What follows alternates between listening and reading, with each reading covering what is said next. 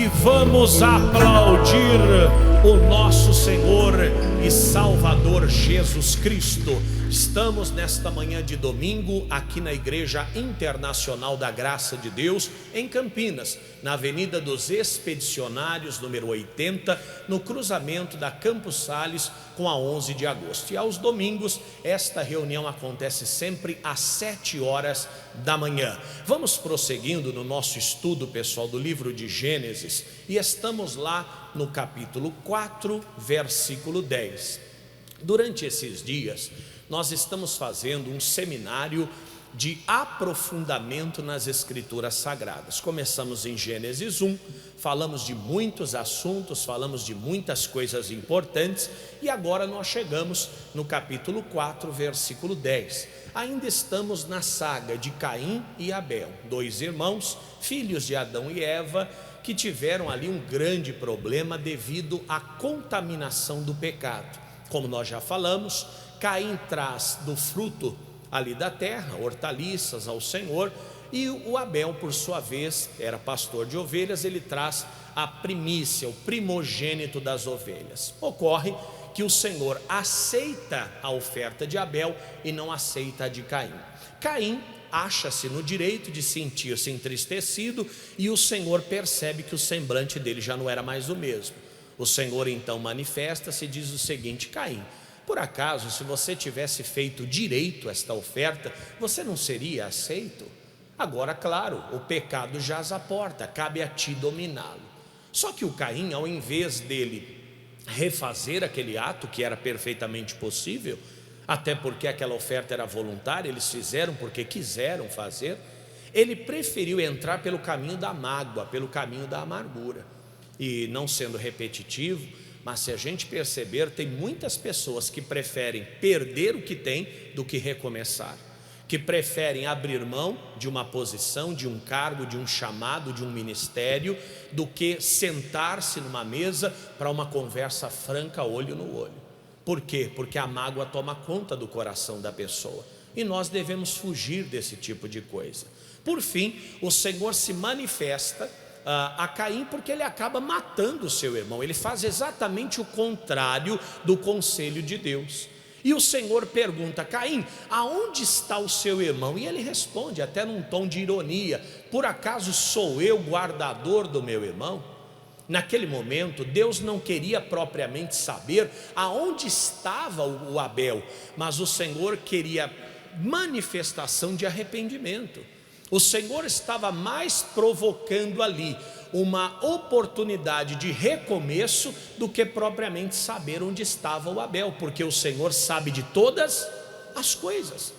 Quando a palavra denuncia o nosso pecado, o Senhor não está pedindo explicações, o Senhor está nos dando a oportunidade de um novo começo, e é o que nós temos que compreender. Só que o Caim assume a pior das posições, ele não aceita a oportunidade, ele permanece com o coração endurecido, e aí vem a sentença. Olha o que diz o versículo 4, Gênesis 4, versículo 10. E disse Deus: o que fizeste? A voz do sangue do teu irmão clama a mim desde a terra. Primeira coisa, pessoal, todo erro, toda falha, todo pecado, ele tem vida, ele é uma força vibrante. Quando a pessoa transgride a palavra de Deus, quando ela quebranta os mandamentos, embora nessa época não haviam mandamentos ainda estabelecidos, mas destruir a criação de Deus, até pela lógica, era uma forma de erro, de pecado, e Abel era uma criatura de Deus, não é? Era um ser humano. Esse pecado então passa a gritar contra Caim.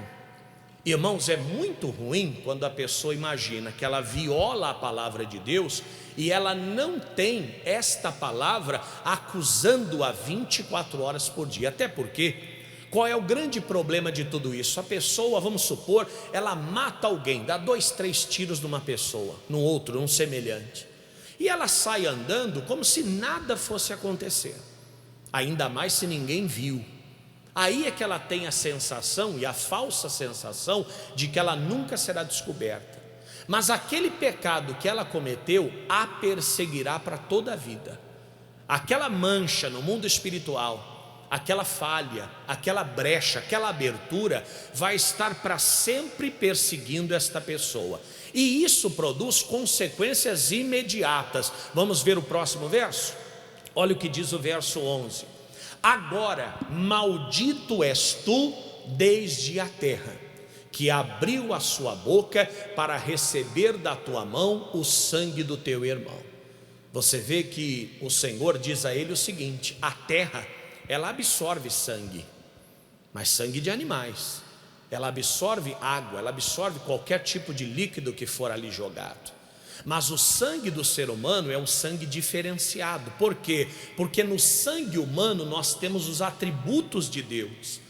Nós temos ali um ser que foi criado à imagem e semelhança de Deus, que é dotado de corpo, alma e espírito. A própria terra rejeita esse sangue. A própria terra clama contra receber este sangue, porque este sangue nunca jamais deveria ser derramado ou ter sido derramado como foi. O grande problema é que Caim imaginou que ele cometeria aquele assassinato, aquele homicídio, aquele crime, aquele pecado, e ele sairia impune. Mas tem um problema. Nós temos na Bíblia Sagrada uma palavra chamada maldição. Eu já expliquei aqui para você, mas sempre é bom recapitular. Quando nós pecamos, pessoal, nós produzimos uma maldição contra a nossa vida. Muitas coisas dos elementos de culto cristãos, judaicos, foram adaptados para as religiões afro, que pregam o misticismo, religiões que pregam o esoterismo, religiões que pregam a superstição. Então a palavra maldição, ela passou a ser relacionada com o quê? Com falta de sorte, com uma sombra que persegue a pessoa, um facão que passa em cima da cabeça dela. Não. A maldição, na verdade, ela é o contrário da bênção. Nós já explicamos aqui. Abençoar significa falar bem, amaldiçoar significa falar mal. Então todas as vezes que a palavra de Deus ela concorda comigo, automaticamente eu estou o quê? Abençoado. Toda vez que a palavra de Deus discorda de mim, ela diz não farás, não dirás, e eu faço ou eu digo, automaticamente esta palavra ela está me amaldiçoando, ela está falando mal de mim. E isso no mundo espiritual ela é produzido um bloqueio, uma barreira para a vida desta pessoa. Alguém já disse: com a bênção de Deus eu vou muito longe, e vai mesmo, diga amém. Mas amaldiçoado, onde é que eu vou? Para lugar nenhum. Olha o que diz Malaquias 3:9 sobre a maldição, você vai entender. Com maldição sois o que, gente? Amaldiçoados, porque me roubais a mim, vós, toda a nação. Então você vê que a Bíblia ela usa o termo maldição no sentido de quê? De reprovação de uma atitude. Então quando nós roubamos a Deus, não entregamos o nosso dízimo, se você ler o texto de Malaquias capítulo 3, você vai perceber que é disso que a Bíblia está falando. Automaticamente nós somos amaldiçoados. Por quê? Porque rejeitamos a palavra, porque resistimos à palavra, porque nos rebelamos contra a palavra. O que eu quero dizer a você: amaldiçoado, ou melhor, na desobediência, ninguém chega a lugar nenhum. E por mais, preste atenção, que a pessoa sinta-se segura e protegida, que é a maior parte dos casos, um dia ela vai sentir o seu erro. Eu não sei se você já notou. A pessoa que vive no pecado, ela age e vive como se não houvessem consequências àqueles atos. Você vê uma pessoa que vive na prostituição, nossa, parece que ela é a pessoa mais feliz do mundo. Coloca música romântica, não é assim? Faz aquela festa e aparentemente ela tem uma liberdade que os outros não têm. Nossa, você é casado? Sou. Ah, eu sou livre. Nossa, você casada há quantos anos? 25 anos. Deus me livre, eu não troco a minha liberdade por nada. Aparentemente essa pessoa é até mais feliz do que os outros. Mas não é só isso. O ladrão, enquanto está tendo sucesso, também parece que ele tem mais sorte do que a pessoa que acorda cedo todo dia para trabalhar. Aquele que vive na mentira, ele até consegue um relativo sucesso, até o dia que a mentira ela é desmascarada, aí cai tudo por terra. Pastor, como é que isso acontece? Acontece de uma forma natural, só que nem sempre acontece de imediato. Por isso a gente tem a triste impressão de que quem vive no pecado às vezes está até melhor do que quem vive na santidade. Não é uma verdade, porque esta vida é uma vida que não se sustenta. Olha o que diz o livro de Números, capítulo 32, versículo 18. O Caim imaginou que ele mataria o seu irmão e ficaria por isso mesmo. Ele imaginou que ele seguiria a vida. Afinal de contas, ninguém viu este assassinato. A Bíblia não fala de testemunhas, mas há uma pessoa no céu que vê todas as coisas, pessoal. Há alguém que está constantemente olhando para nós, para nos proteger, para nos livrar, para nos abençoar. Você pode dizer amém? Mas também presenciando os nossos atos, que nem sempre são os melhores. Números 32, versículo 18. Nós vamos fazer essa leitura e antes eu vou explicar a você o contexto. O povo de Israel vinha caminhando do Egito para a terra prometida. Só que eles passaram 40 anos nesse trajeto. Pessoas começaram a plantar, colher, criar gado. A vida seguia, 40 anos, parando e andando, parando e andando. Duas tribos, chamado Ruben e Gade, tribo de Ruben e de Gade, eram grandes criadores de gado. Determinado lugar que eles pararam, eles se deram muito bem, ficaram ricos. Só que Moisés falou: pessoal, está na hora de seguir. Vamos levantar o acampamento, porque a terra prometida está nos esperando. Essas duas tribos, os seus representantes, foram até Moisés e disseram assim: olha, para nós aqui está muito bom, nós não queremos continuar o caminho. Moisés se indignou, falou: não, está errado. Vocês saíram do Egito para alcançar a terra prometida, não foi para ficar aqui, muito menos para criar gado aqui.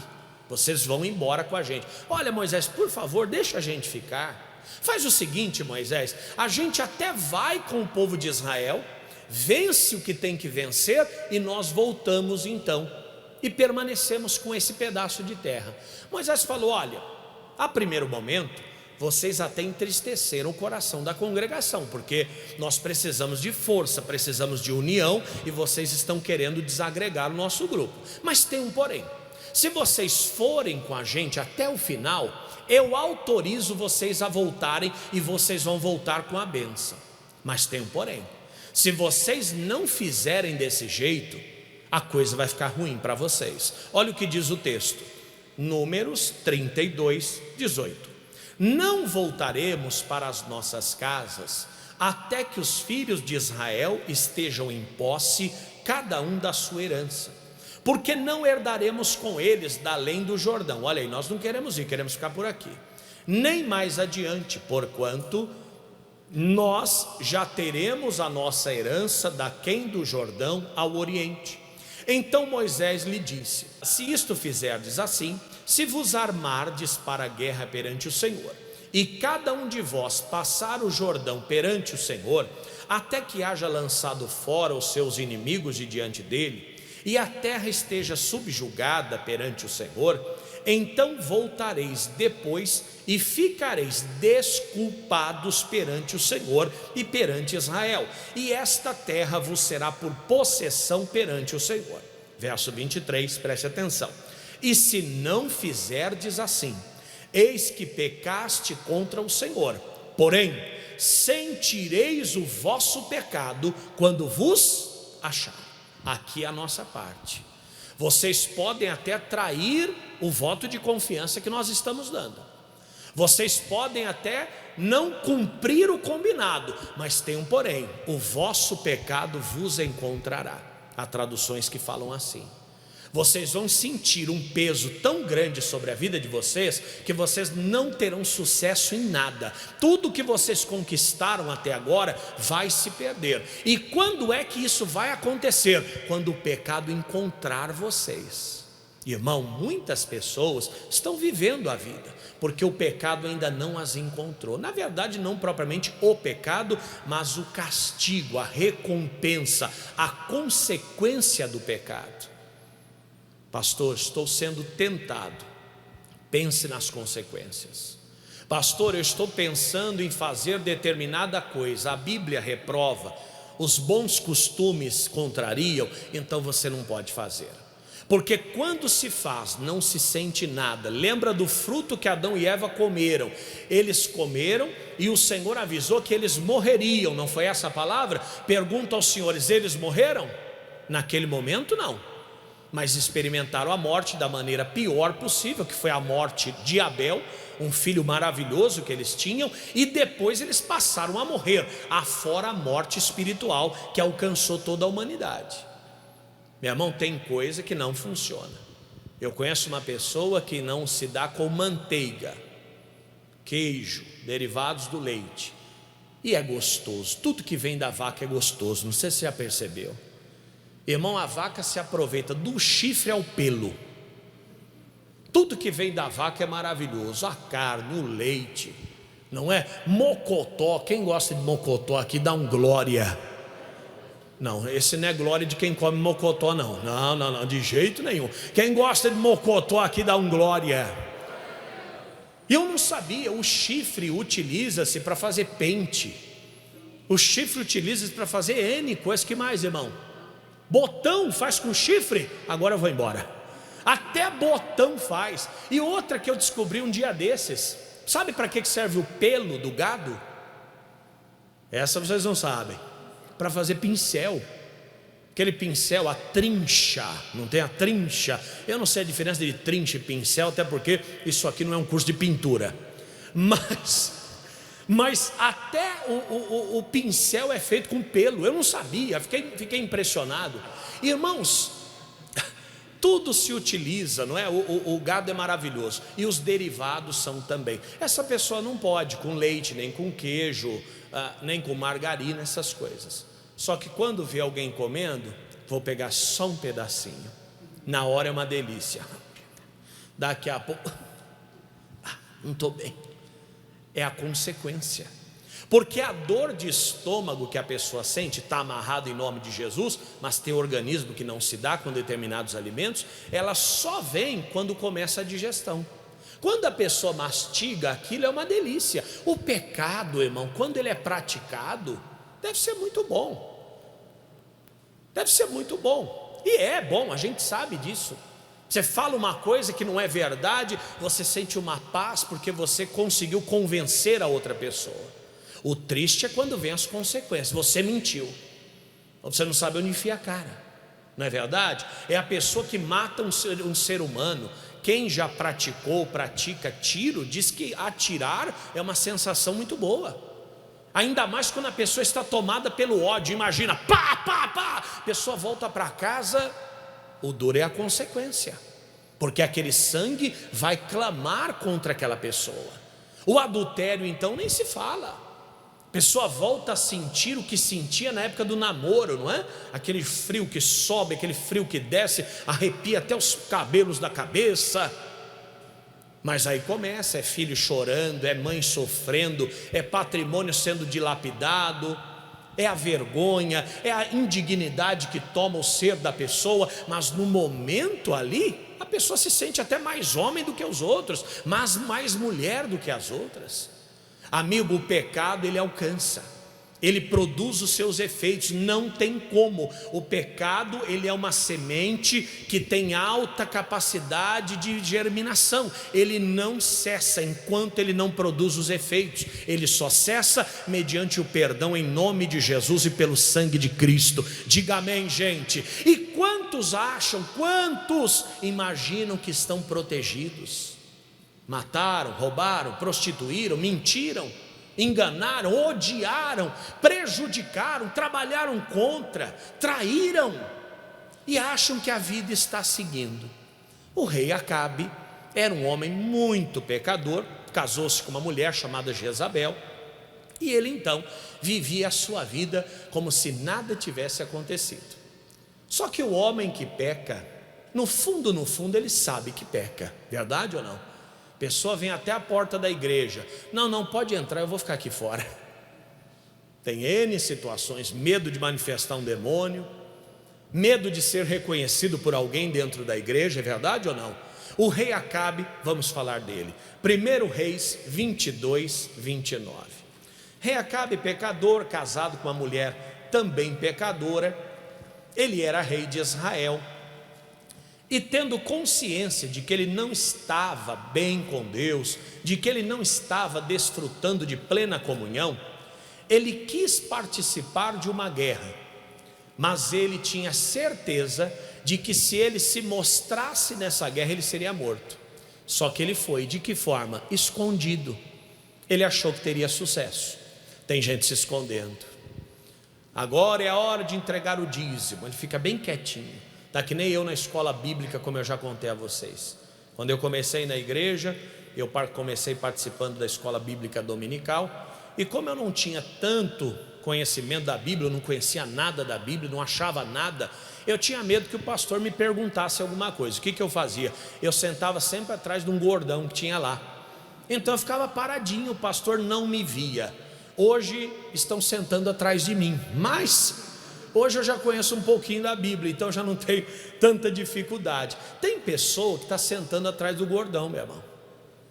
Verdade, é hora da oferta, segura na sua mão, ele mira bem na cabeça de quem está na frente e fica bem alinhado para que ninguém possa vê-lo. Olha, quem aqui gostaria de se tornar um patrocinador? Ele olha para cima, ele sabe que Deus está chamando, ele sabe que está no erro.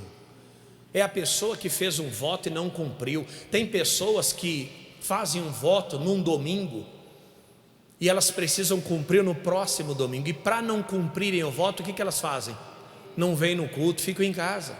Só que lá na cama dela, o pecado vai encontrar, porque o pecado, como eu já disse no início da pregação, ele é uma força latente no universo, ele é uma força latente no mundo espiritual. Veja que o Senhor conseguiu notar o assassinato de Abel por causa do sangue que clamava. É o sangue que clama, é a mentira que clama, é o prejuízo que clama. As nossas atitudes, elas produzem um resultado físico e espiritual. O Acabe, num pecado tremendo, resolveu juntar com Josafá, que era um homem de Deus, mas era um inocentão também, nem sempre tinha o tato necessário para fazer a devida separação das coisas. Ele era amigo de Acabe. Acabe falou o seguinte: olha, nós vamos para a guerra, eu vou com você. Eu não estou bem espiritualmente, estou num pecado miserável, joguei no bicho essa semana, bebi cachaça, sei lá que diabo que ele fez, mas eu vou escondido e a gente vai ter sucesso. Será? Vamos ver o que diz o texto. Olha o que diz 1 Reis 22, 29. Assim o rei de Israel e Josafá, rei de Judá, subiram a Ramote Gileade. E disse o rei de Israel a Josafá: eu me disfarçarei e entrarei na peleja. Tu, porém, veste as tuas vestes. Disfarçou-se, pois, o rei de Israel e entrou na peleja. E o rei da Síria deu ordem aos chefes dos carros, que eram 32, dizendo: não pelejareis, nem contra pequeno, nem contra grande, mas só contra o rei de Israel. Você vê que o nome dele já havia sido cantado, né? O nome dele já havia sido falado. Só que ele imaginou que pelo fato dele estar disfarçado entre as malas, ele passaria batido. O Josafá é o tipo do crente inocente, sabe, que junta com quem não deveria, que ouve quem não poderia, que não consegue identificar quem é verdadeiro, quem não é. Ele acha que pelo fato da pessoa estar na igreja, ele pode emprestar cheque em branco, ele pode confiar, e não é bem assim que a coisa funciona. Irmãos, a igreja ela é muito parecida com a nossa sociedade. No bairro que você mora, você encosta em toda rodinha que você vê? Se puder, não encoste em nenhuma, não é? Uma vez um cidadão, a polícia fazendo ali o seu trabalho, revistando as pessoas. E um cidadão, amigo da meninada, chegou cumprimentando a turma. E aí, pá, e aí? A polícia falou, o que você quer? Encosta você também. Era um trabalhador, era uma pessoa de bem, mas ele não tinha que ter entrado naquele meio. Ele tinha que ter seguido para a casa dele. Tem muito crente, irmão, pessoa de Deus, que se prejudica por causa dos grupos aos quais ele se encosta ou ele participa. Sai fora. Seja grupo de WhatsApp, de rodinha, seja grupo virtual ou grupo real. Se não for para edificar, se não for para crescimento, se não for para te colocar para frente, ausente-se imediatamente. O Josafá, ele juntou com Acabe, não poderia, correu até risco de vida. Por quê? Porque junto com ele estava um homem que carregava o pecado. E você percebe que o pecado estava doidinho para encontrá-lo, sim ou não? Tanto é que o rei inimigo anuncia o quê? Nós não vamos combater ninguém, só Acabe. Onde é que estava o Acabe? Na carroça do Josafá. Tem gente na tua carroça que vai te prejudicar. Abra o olho com essa carroça aí. Ai, pastor, mas ele é tão bacana. É bacana, mas às vezes é mentiroso. É bacana, mas às vezes é desonesto. É bacana, mas às vezes é inimigo da obra de Deus. Tem que sair, tem que tirar. Afasta-se disso. Vai te contaminar. E numa hora dessa sobra uma flecha até para você. Olha o que diz o texto.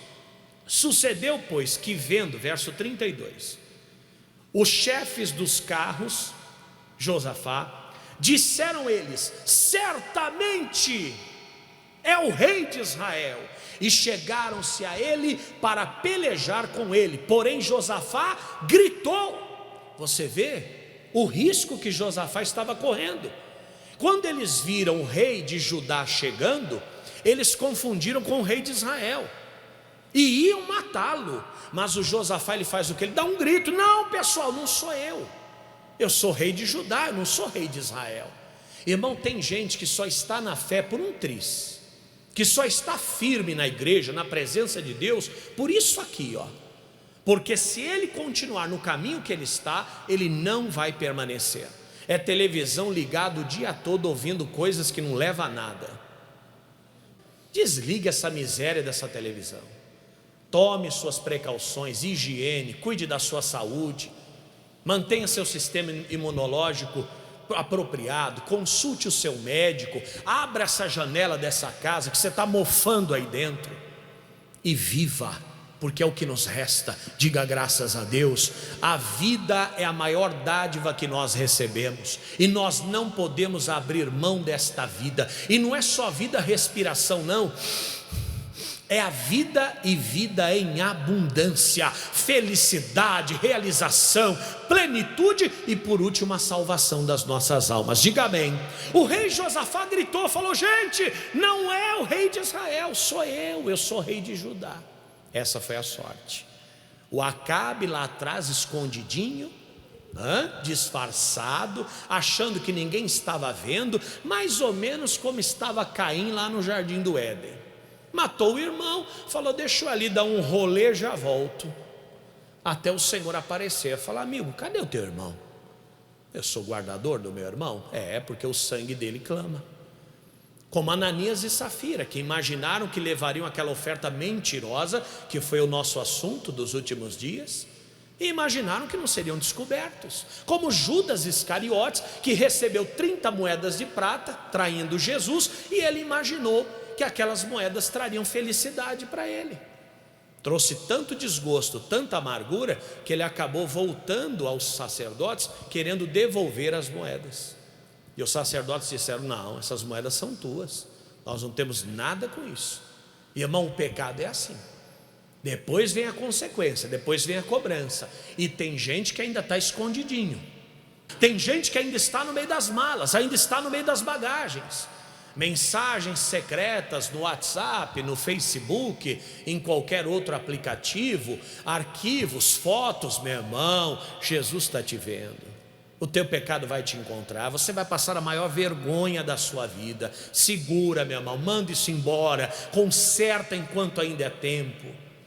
Pessoas planejando fazer loucuras de todos os tipos, cuidado, às vezes é uma luta financeira que a pessoa tem e ela acaba se envolvendo com práticas ilícitas, com práticas erradas. Deus me livre, meu irmão, você sendo um servo de Deus, acostumado com a liberdade, com a dignidade, você cai numa cadeia, você está arrebentado. Abra os seus olhos, ainda dá tempo, ainda você não foi descoberto. Apresente-se diante de Deus ou a pessoa com a qual você tem errado e corrija-se imediatamente. Sabe por quê? Porque a descoberta ela vem de forma inesperada. Olha o que aconteceu, versículo 34.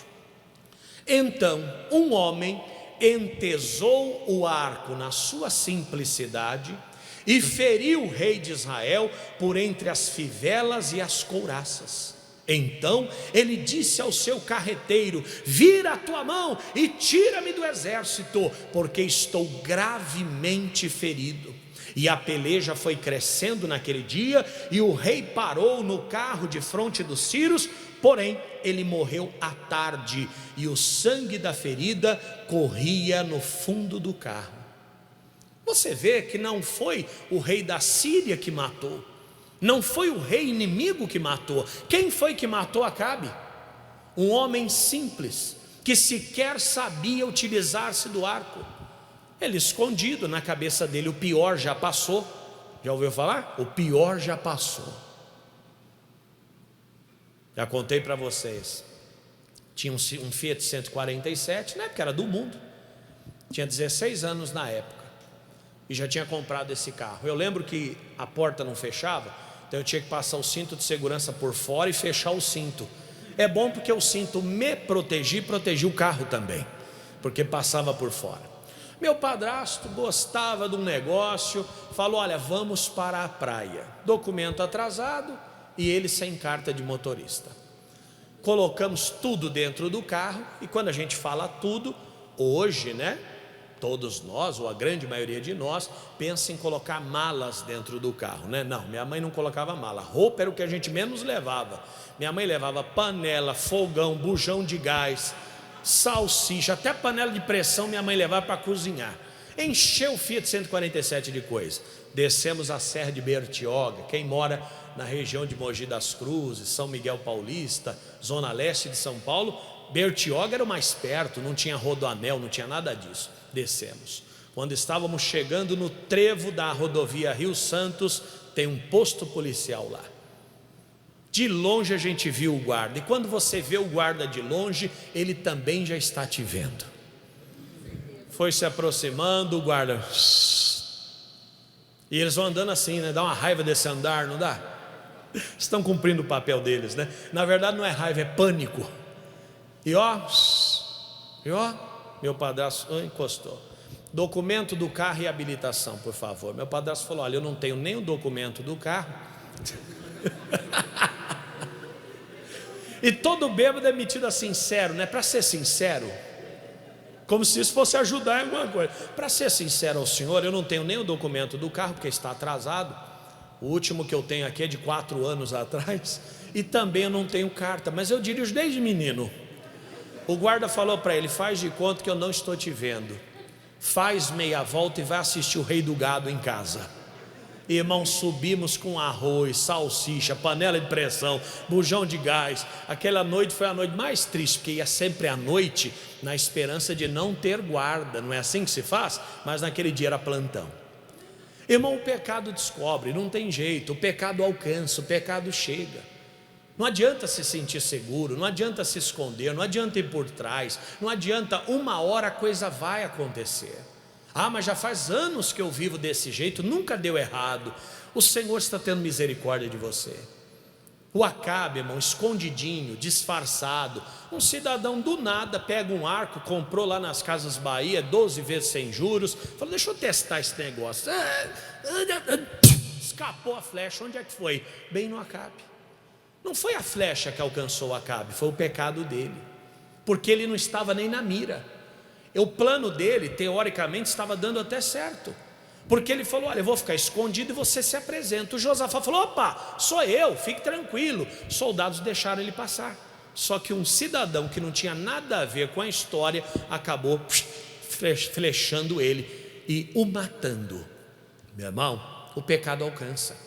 Esse homem morre naquele dia. Voltando para o início da nossa mensagem, não adianta matar e achar que aquele sangue não vai fazer barulho. Ele faz, ele grita no mundo espiritual. Não adianta utilizar o dízimo em outras coisas, porque temos uma igreja grande, você não é notado, mas o pecado clama contra você.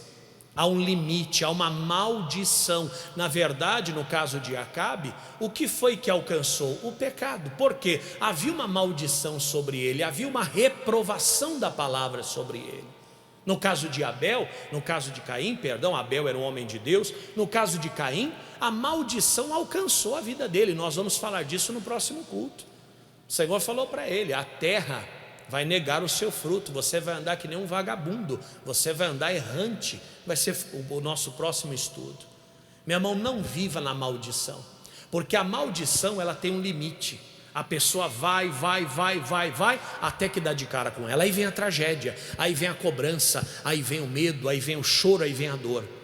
Hoje é dia para se levantar, e o Senhor está colocando diante de nós esta grande oportunidade. Vamos aplaudir o Senhor. Canta, Adriano. Eu me rendo aos teus pés, és tudo que eu preciso.